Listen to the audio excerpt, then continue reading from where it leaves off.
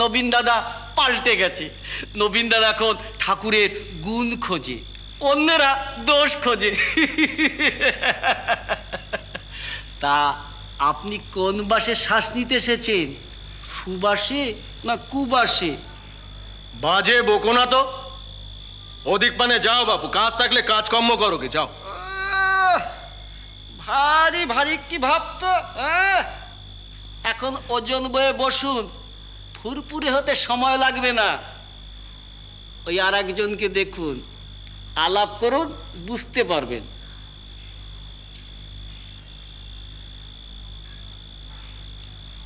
মশাই নমস্কার। নমস্কার।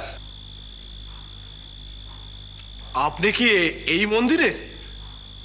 আমি যে কোথাকার এখন ঠিক বুঝতে পারছি না। আপনি? মন্দির কিন্তু ভারী জমে গেছে, এর নাম ডাক বহুদূর পৌঁছে গেছে, একেবারে সেই মুকুন্দপুর পর্যন্ত। এখানে নাকি দেবীর একেবারে জাগ্রত অধিষ্ঠান, নতুন মহাপীঠ, সেই দেখতেই তো চলে এলুম। কোত্থেকে? ওই যে মাধব বলল, তা কি সত্যি? সব দেখে শুনে না একেবারে গুলিয়ে যাচ্ছে।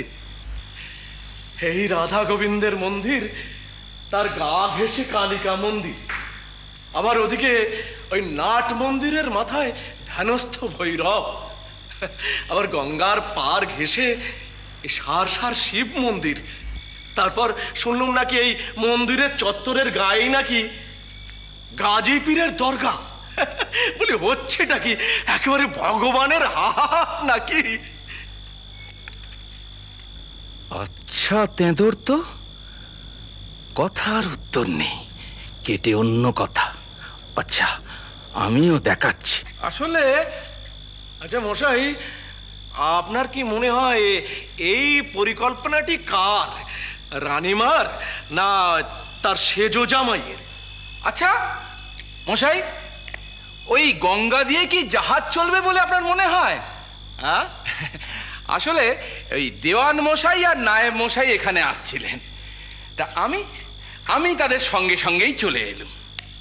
রাস্তাঘাটের যা অবস্থা, খানাখন্দ, নোংরা জল জমে আছে, চলাফেরা করা একেবারে দায়। না আমি বলছিলাম যে ওদিকে আবার হয়েছে কি জানেন তো, ওই বাবু রাজচন্দ্র ঘাটে গোরা সেপাইরা নদী পার করে এসে হাওড়ার ওদিকে গুলি গোলা ছুটছে। কি কাণ্ড! না আমি বলছিলাম যে মানে বলছিলাম যে কলকাতায় এত চড়ুই পাখি যে কোত্থেকে এলো। না আমি জানতে চাইছিলাম। আমি যখন প্রশ্ন করছিলাম আগে, তখন আপনি তাই আমিও ওই যে কথায় বলে না, শঠে ষাঠ্যং, এটা হলো গিয়ে কাঠে কাঠ্যং।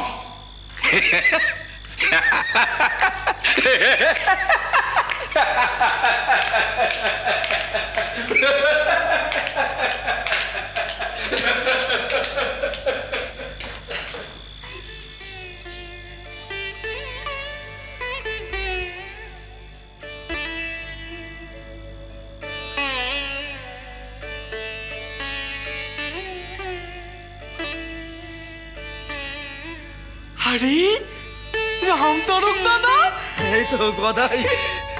কখন এলে তুমি? কোত্থেকে গো? কি ব্যাপার? দাও দাও, ওরে দে, ওরে দে, ওরে দেখে যা, দেখে যা, কি এসেছে দেখ। তুমি খোঁজ পেলে কোত্থেকে গো? প্রতিভা চিনলে কি করে? কি মজা গো তুমি, আমি তো ভাবতেই পারছি না। হ্যাঁ গো, আমি কি দেখছি তো, স্বপ্ন দেখছি না তো? না না না, স্বপ্ন নয়, স্বপ্ন নয়। ওরে ওরে ভাই, তুই কেমন আছিস রে? ওই ওই আমার মা যেমন রেখেছে। মা? হ্যাঁ গো, আমার মা জগন্মাতা, জগৎ জননী, ভবতারিণী মা।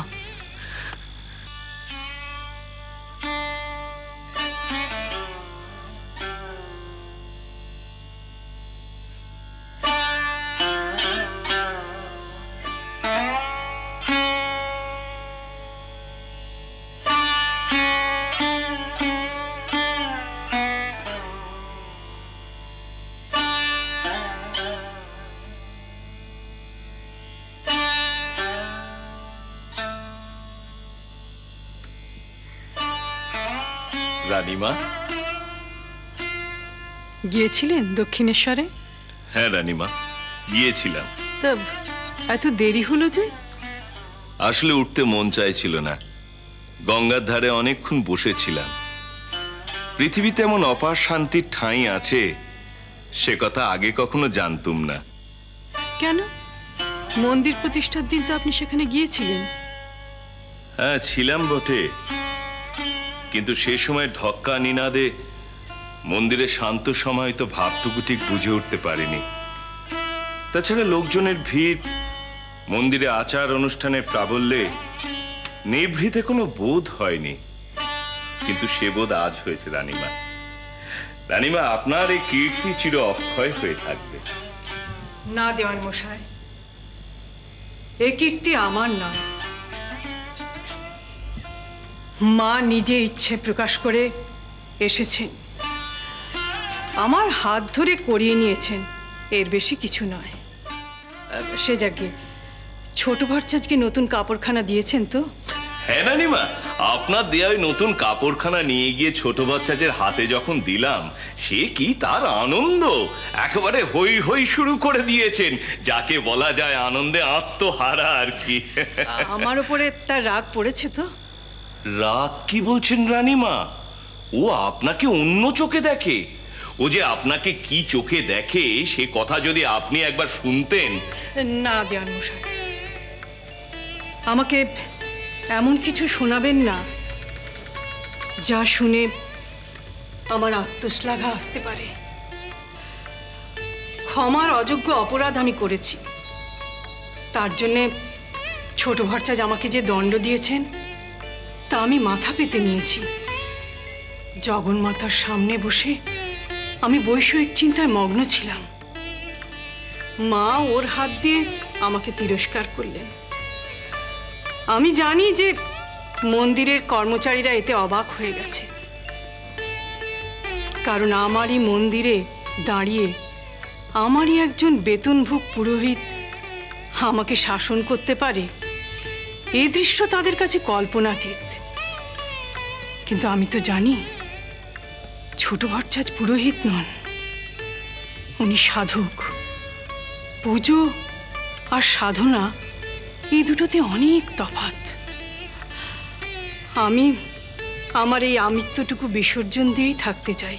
আপনি আমার যতই দোষ নিন না কেন রানীমা, একটা কথা না বলে আমি থাকতে পারছি না। ও আপনাকে ভুল চেনেনি। কি জানেন দেওয়ান মশাই, এ সংসারে আমি আর আমার এই শব্দ দুটোর মর্মার্থ বড় জটিল। সংসার নিত্য, অনিত্য এই আমি আর আমার। এই শব্দ দুটো মানুষের অহংকার। আমি এই অহংকার বিসর্জন দিয়ে বাঁচতে চাই। শ্রীরাম কৃষ্ণ